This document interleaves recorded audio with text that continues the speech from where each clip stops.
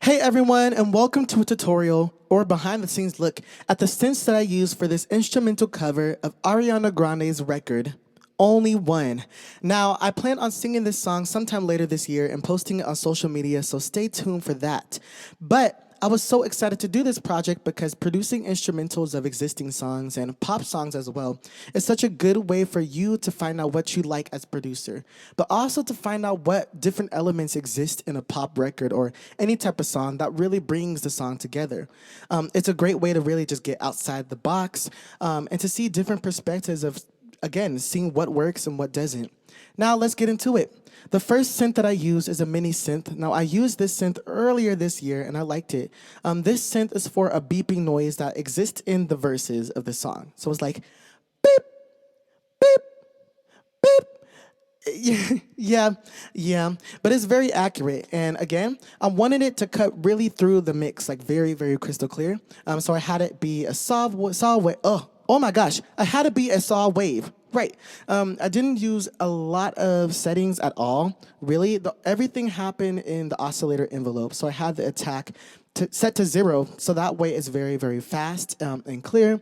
I have the decay and sustain on. Now, honestly, the note itself is very short, so I don't know how much this would have helped or subtracted from it, but I have it there just in case. And the release is not set to 0. It's just like 5.0. So I mean, it's not super noticeable, but it's there. And as well, like in the actual mix, I have a reverb on it, to be honest. So that way it rings.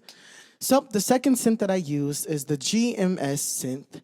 Now, I used this synth also earlier this year, and this synth is for the bass line of the song. So the bass line of this song, Only One, is very, very important. It really is the heartbeat of the song. Now, of course, this record is a very vocal pop record, so the voice is the real heartbeat, but the bass is like the second heartbeat, if that makes sense.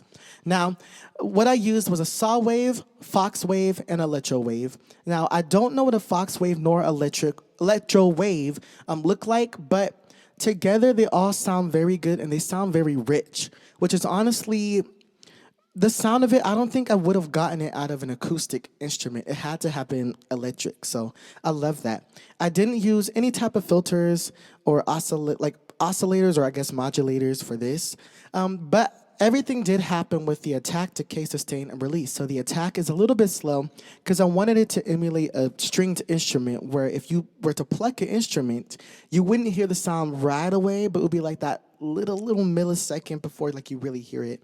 The decay is high. Again, I wanted the notes to really ring out.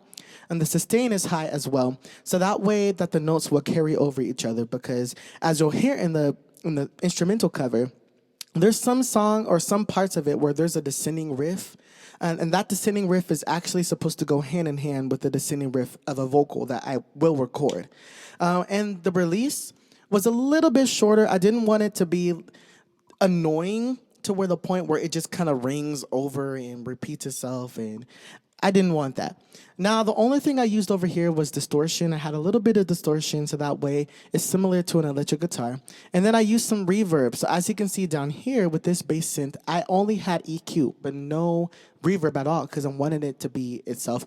And it's also kind of odd. Sometimes I learn in production to really just don't put a lot of reverb or reverb at all with your bass line and also your kick drum. Now, of course, you could do anything you want stylistically. I just know that that's not the most traditional thing to do because it can get lost or muddy sometimes if it rings out too much.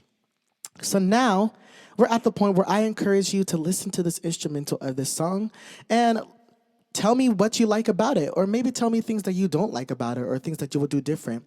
Now, the cool thing about producing your own instrumental covers is that you can pick and choose what you want to hear in your own mix or what you want to hear instrument-wise.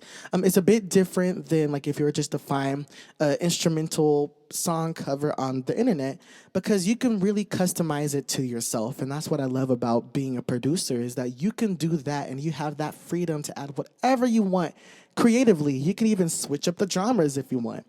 So with that being said, enjoy this song. All right, bye.